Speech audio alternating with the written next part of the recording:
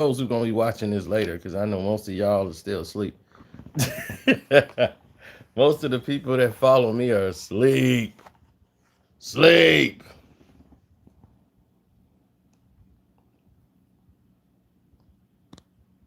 They don't know how Cino get down on these hours.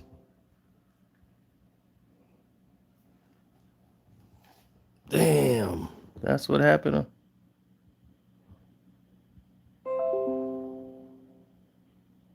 Man.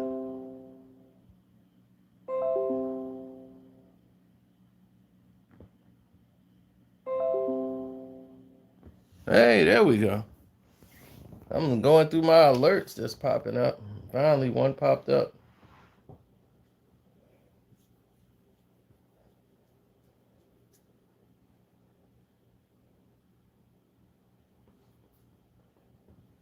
Now,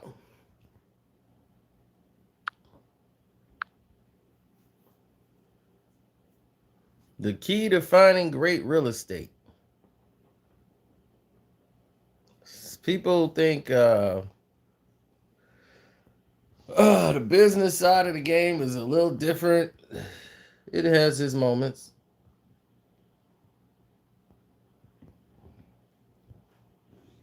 I just got a message from Tiffany Daniels. But everyone thinks buying real estate and buying a piece of property, just buy it. And everything will work out. It's all good. Just buy it. Yes and no. And I say yes and no in a good way. Because you're like, I'm taking notes.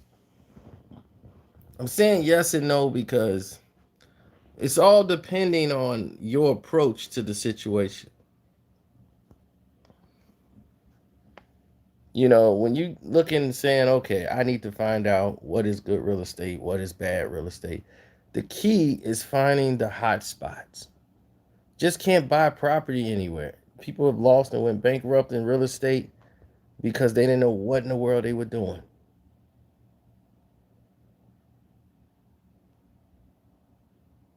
You want to know, one, about the neighborhood.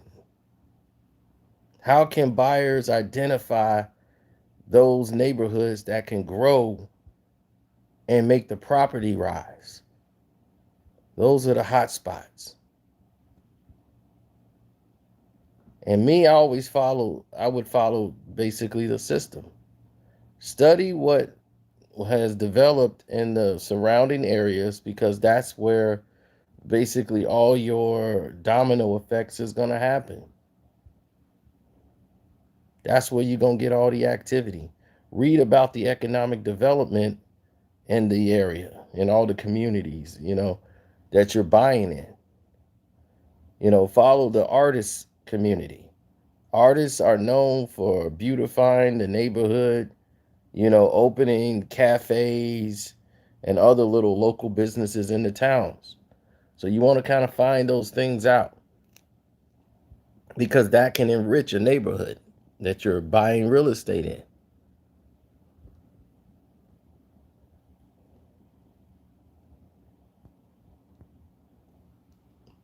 See, these things are called, like, when you have up and coming areas and you look for things that could go wrong. People love to tell you it's easy and, like, oh, these are the 12 steps to buying real estate, and run out and buy real estate. You got to be careful. Thanks, Cephas, because this is free game that I ain't giving y'all on the Patreon. I'm giving it to y'all here for free. The downside of it is basically the amenities. You know, uh, you're looking into an immediate neighborhood. It takes some time. And that's why people they don't want to hear that. They want to hear, like, right away. You buy it, flip it. I got $1,000,000. Don't work that way. Get rich quick stuff don't even work.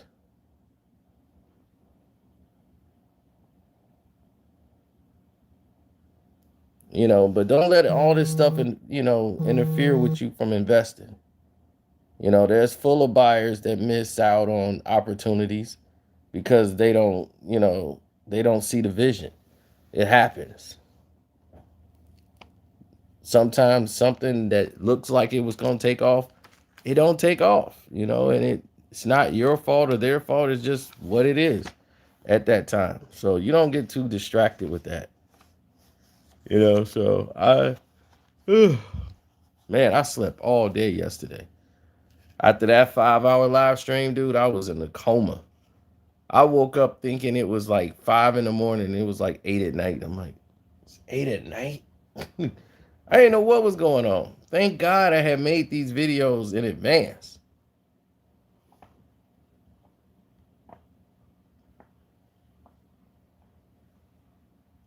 Yeah, getting properties is one thing. I've had properties. I've sold some. I've moved some. I'm trying to buy land. I want to own the property, not something that's sitting on it.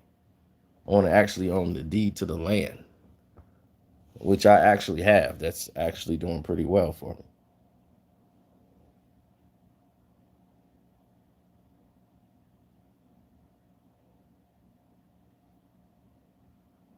You know, buyers look for properties that they plan to sell in like 5 years or less. That you get those type of people who want to flip real estate property and they want to move it within 5 or less. And you got to look for the projections in the economy. For instance, the neighborhood buyers, they're not only buying a property, they buy the neighborhood as well. Researchers and everything else, the properties. Is it near a school or some type of college? And is it a citywide renegotiation going on? It all takes like somebody putting an article up or something like that, or they post some online, and the neighborhood surges, it takes off. Or it's on CNBC or whatever saying this neighborhood is growing. And, things that take off in that area.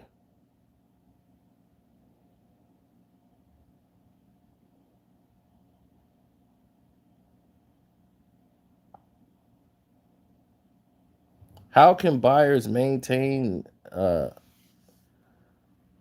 in this climate? It's difficult because with this COVID situation, you don't really know, and it's scaring a lot of people. But in a regular system, it's different. You keep the property updated, modern, but not too personalized.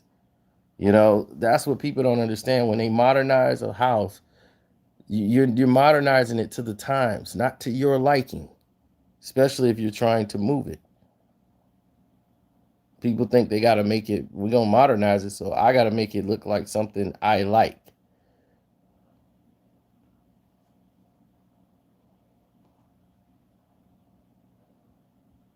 Yeah, that's crazy. I mean, my family sold land that they didn't even know they had. It was a farmer's deed where they all got like hundreds of thousands down in Alabama.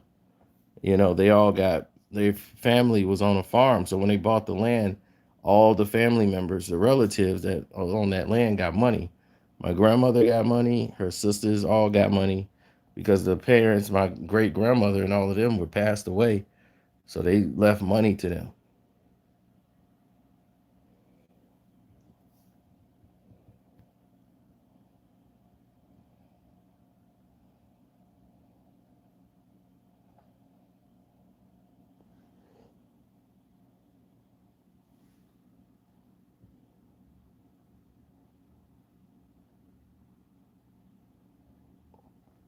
But like I was saying though, keep it modernized to the times, not to your likings. Don't personalize it.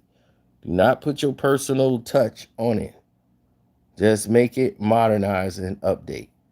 And we talking kitchens and baths. 'Cause every household, the main thing that they look for is kitchens and bathrooms when they're looking to buy properties. And how modernized your kitchen and bathroom could what sell your property faster. Always know that.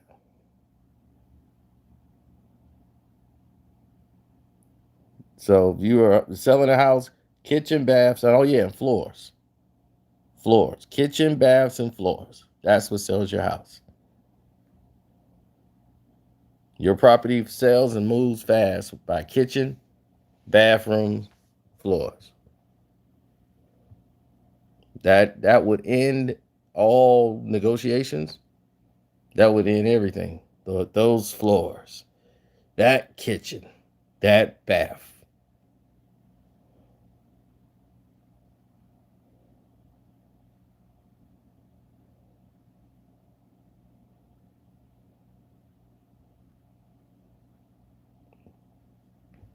Right. And people sometimes forget to do the little things like check the comparable prices to properties that are just like yours.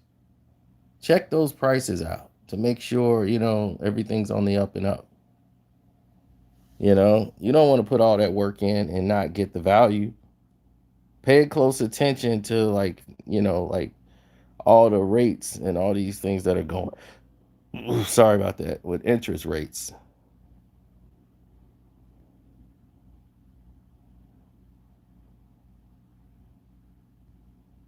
See, because you got to, because rates go up, they go down. So pay close attention to them at all times.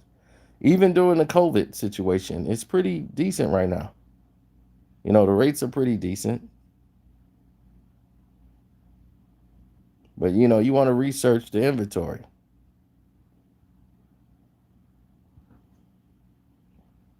You want to make sure you do that for the things in your neighborhood, man.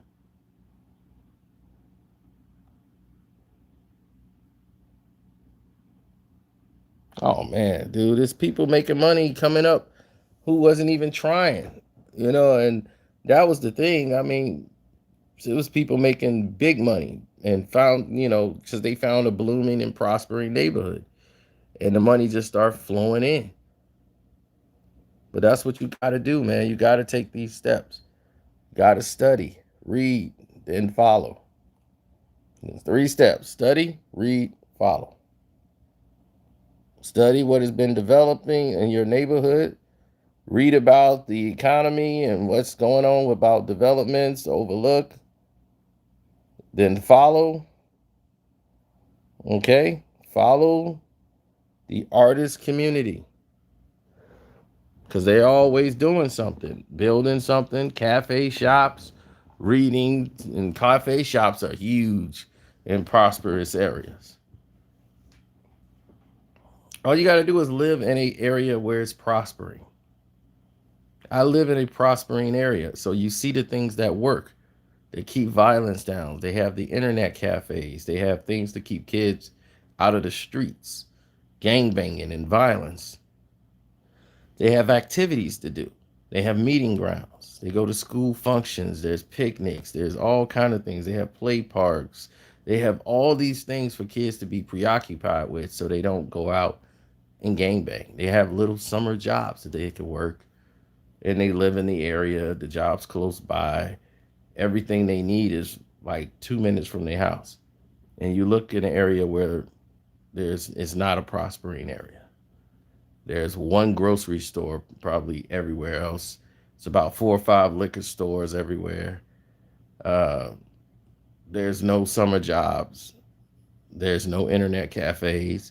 There's no meeting grounds for them to meet. And if they do, they basically turn that to a battleground. And there's nothing for them to do but go outside and get in trouble.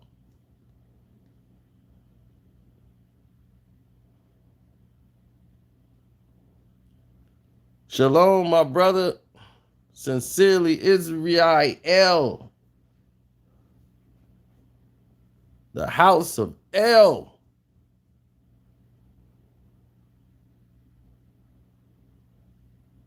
Uh-oh, you see that? As soon as he said that, Shalom, the sun started coming out now. It's starting to break. What's good, Mac Fat? Somebody mentioned your name in the live stream yesterday. We did the stream yard, and Mac Fat name came right up.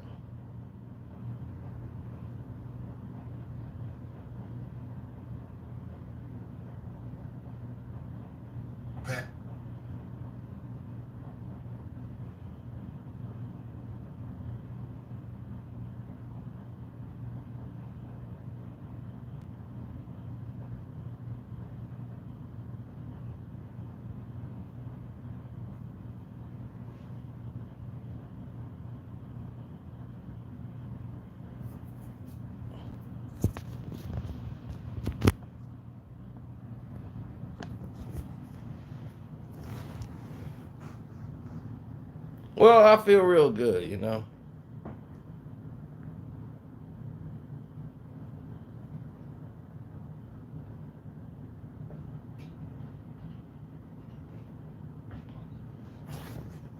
I mean, you got to look at the situation and say to yourself, like, wait a minute, you know, are we doing the right thing here or are we not doing the right thing here? When you talk about that,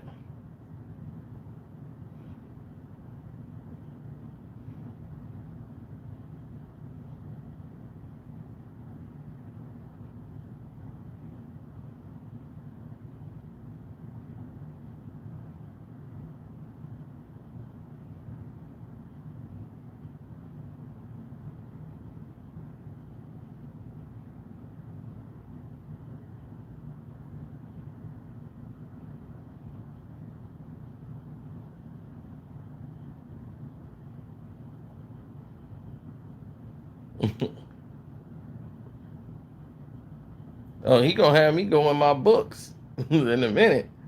I'm gonna go upstairs and really start getting it. Man, it's amazing. I I was about 7 or 8 years of age before I even knew anything about Israelites and Hebrew and like I was. They was telling us the Easter Bunny's coming, Santa Claus. My family didn't go down that route. We were the Cosbys. You know, we did everything modern. Everything was on course. Things went off the rails when my uncle came over and just started hitting me with all this revelation of this was a lie, this wasn't real, this is what. It opened a whole new door. Because even at 8, I had all these questions that just didn't make sense to me. And they weren't going to teach you in school, they weren't going to ask you about it.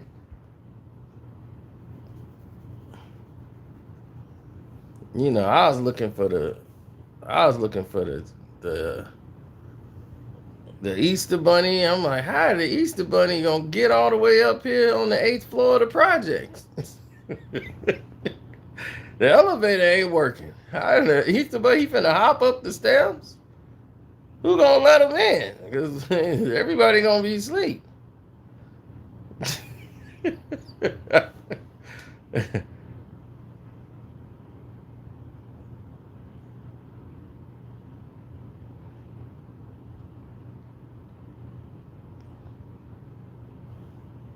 Man, I got a friend, people done lost thousands of dollars dealing with him.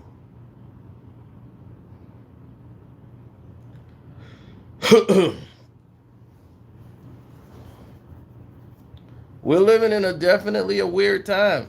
A lot of people don't know. We've discussed it already on the Patreon, and I've exposed it to you guys that they're keeping it a secret from you guys. But there's already a new coronavirus out that's way more devastating than what's out now.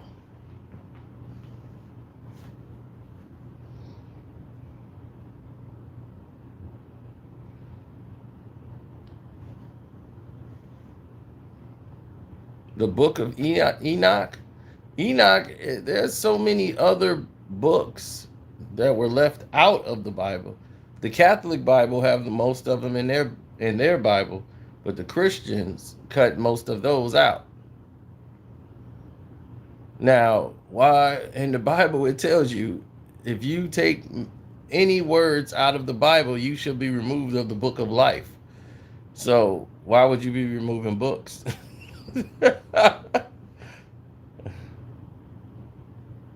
Who makes that decision? Well, the people that was distributing the books. You got to think about it. When the Bible was being formed, Rome was the one that was putting out the Bible. People had to speak in code and write in code so you could be able to decipher what things meant. The book of Revelations was its own book before they included it with the Bible to finish it off. Paul did the majority of the writing of the Bible.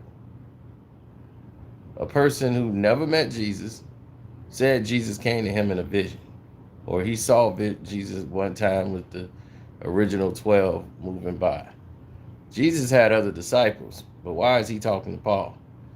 Jesus did not just have 12 disciples, it's the 12 main disciples he had. Jesus had hundreds of disciples, as they state in the Bible.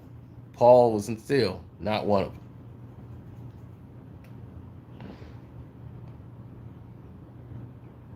Let that sink in.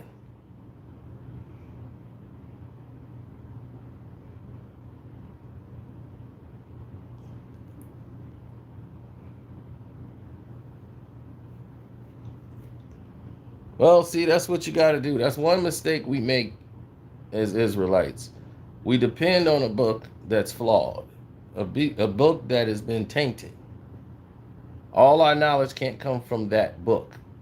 That book is an explanation, and it's in code, and it's incomplete, and it's not been written. You have to read the Torah. If you get the Torah, you'll get the true meaning. And you need a Torah that is translatable.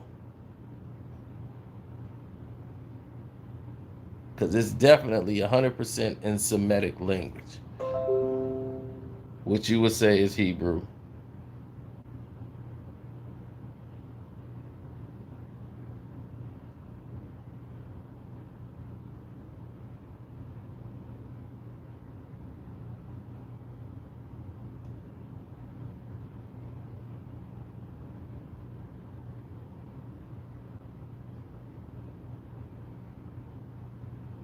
Right. You don't see me with a Christmas tree. You don't see me with any holiday trimmings whatsoever. Never will I do that. Now, others may do it, and they celebrate it. It's the spirit of giving to represent the giving of the Christo, the Christ.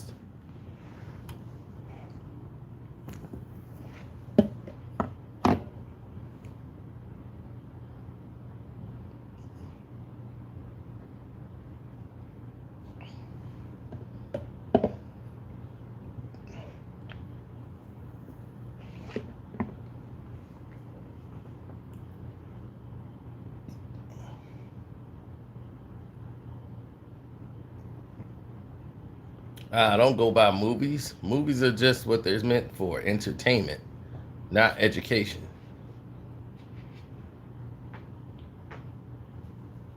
A movie will give you a summary of something or tell you what this person's idea of what happens look like to them.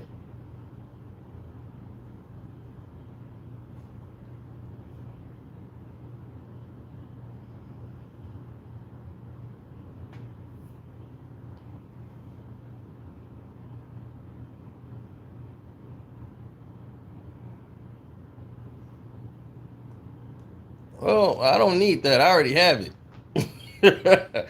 I already have it. The book is older. The book I got is so old. The pages is not even. You can rip the page almost by pulling it.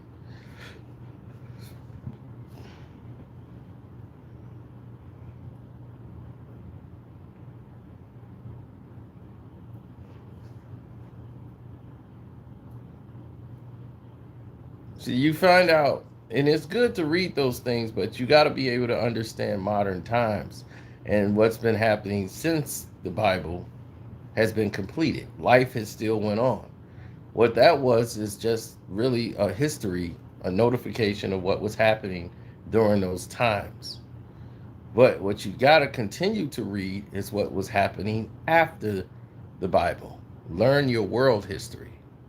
And I tell people that all the time because the Bible is nothing but world history.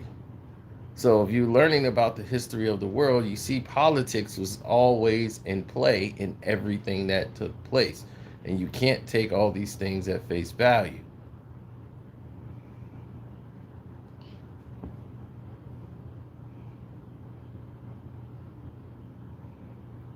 A lot of things don't fit perfectly into everyone's circle, the way they think. A lot of people think Jesus was poor.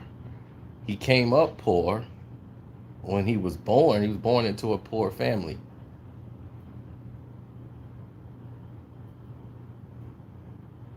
And there's no evidence or proof he was born in Bethlehem. They just said that. When many from out there believe and they know that the real Christ was born in Ethiopia. But, you know, it is what it is, right?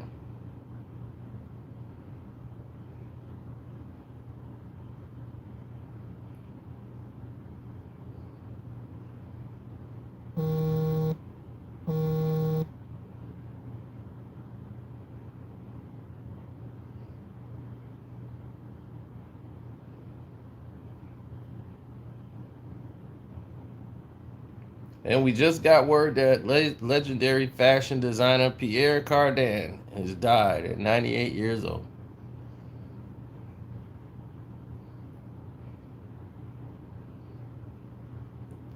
Yes, Jesus was not poor. Jesus was rich from every moment. I mean, he was one of the richest people on the land.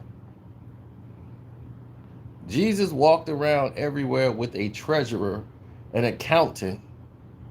People don't realize this. I'm like, it's in the book that they claim that they read. Not just the three wise men. The three wise men is not the one that gave him all his money. Other people came. There were many people that came and brought gifts. Gold. Not just the three wise men.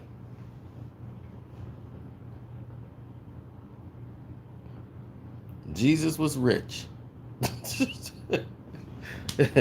The Christ was rich. And he shared his money and everywhere he went.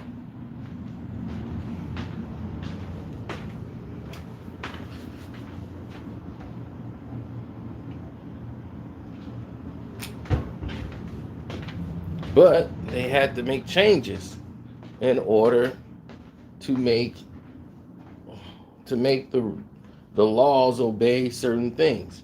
Over in Rome, they respected the Greek gods, Athena, Zeus, and all of these stories that they had. So they realized that that's not going to go over well across the waters. We need something new to get behind. So to spread their theories to the Western area,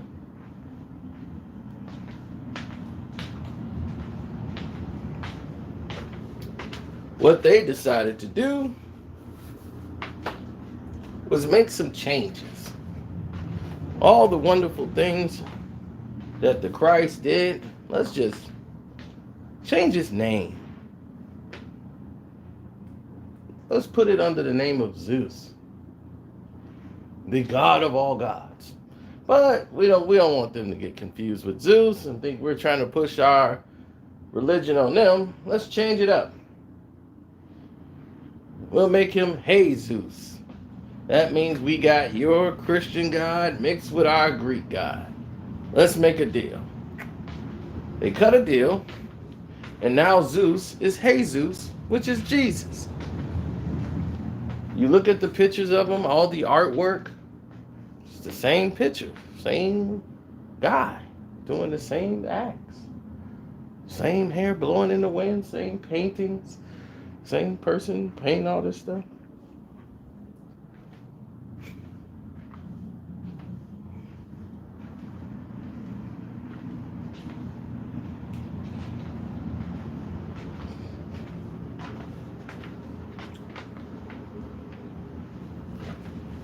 In the Bible, Jesus goes from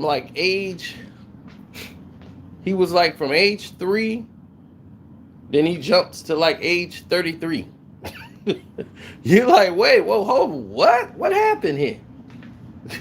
What happened to the teenage years? What happened? That's some pretty bad storytelling. Somebody just go from 3 and they zip 33. You're like, wait a minute. What happened to his other years?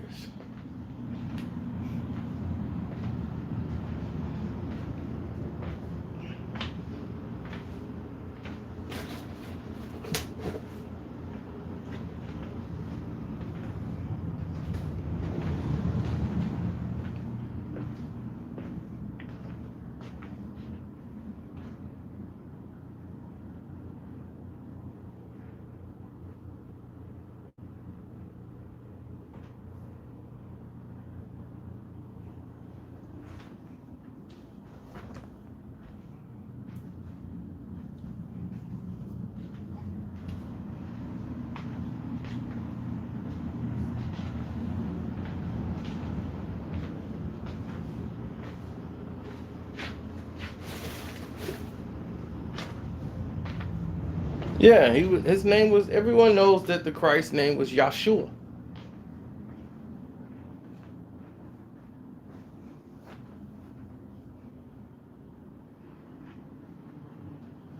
Yeah, Yahshua.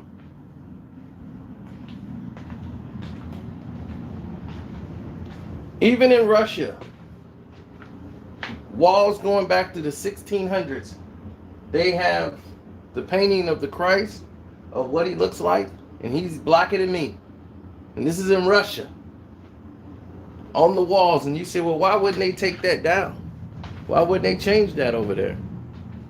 They don't want to. They don't want to anger the guys no more. They will not go in that holy place and tear that thing down. But you know what? You ain't gonna see it.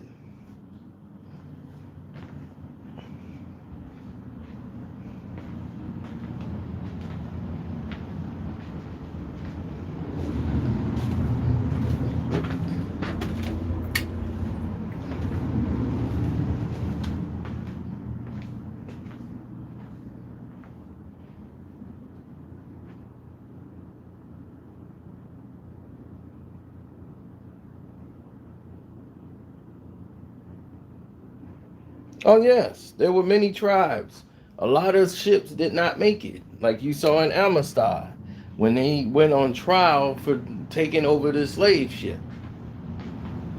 Many of those didn't make it, and a lot of the people that were there, they went to the closest island that they found. A lot of them were that they were different brothers. A lot of them didn't come like different tribes. They didn't deal with the politics that were going on in certain places. This is what they tried to describe in the movie Black Panther. Like the Jabawi tribe, the one they decided we ain't gonna be with this whole Black Panther thing. We finna go run our things in the mountains. They said they rule up there. And they were cut off from all politics that was affecting the land. They cut themselves off from the society and all their views. They didn't agree with it.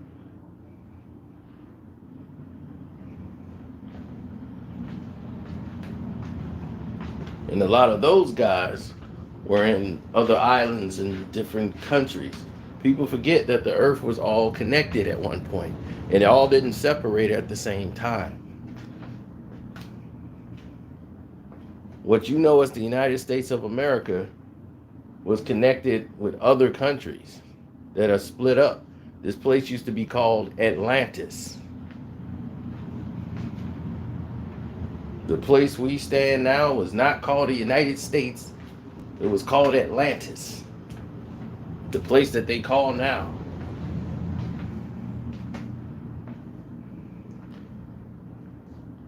What was Africa and Egypt and all that stuff, the whole area over there was called Persia.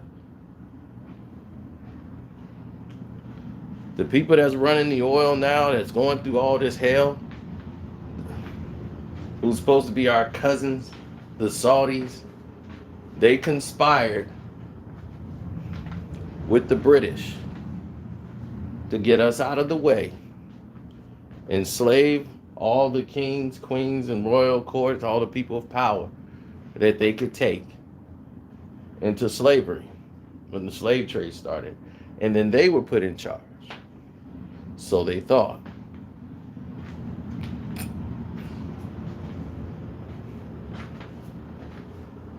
So they took over what we had, all the riches, all the gold, everything.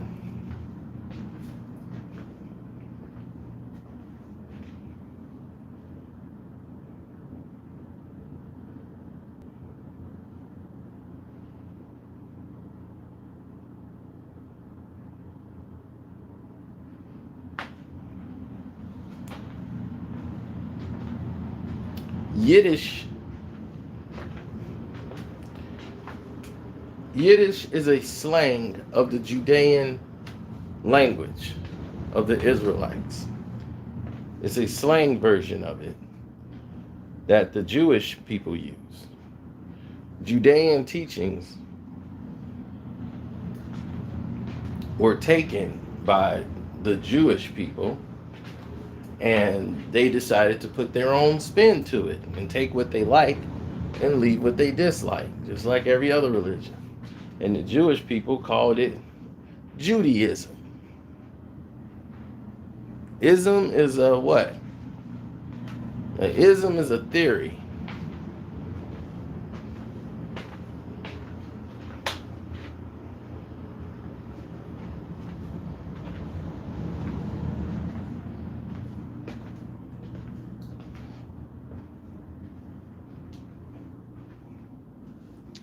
And this is why they're always at war with the West, because they felt betrayed. You made a deal with the devil, and now the devil has tricked you. And now you're at war for years and years and years with the devils that took the land from you. But the reason that we lost the land is because instead of putting our faith in God, we put our faith in things that we could see and touch. Right? We was like, we need a king we can see. And we began to become boisterous, arrogant. And we were punished for it so severely. But the cousins who betrayed us, they're getting it the worst.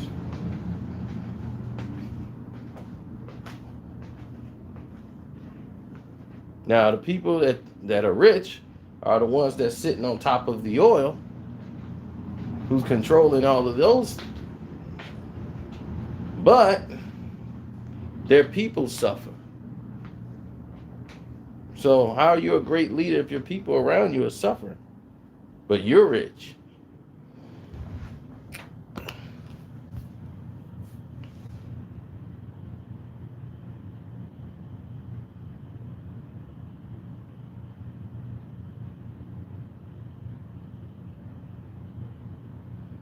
Exactly. I didn't mean to turn this into a sermon section since we talked about business and we end up spinning this all into religion. But I gotta get out of here and get situated for my Casino for Life video, because yes, we will be talking about the Lakers losing yesterday. So I'm gonna get out of here, man. We'll probably talk about this on the Patreon when we go live, because we are talking about the slave trade over there this week. So, and we also are talking about the new coronavirus that's already here, and people know nothing about it.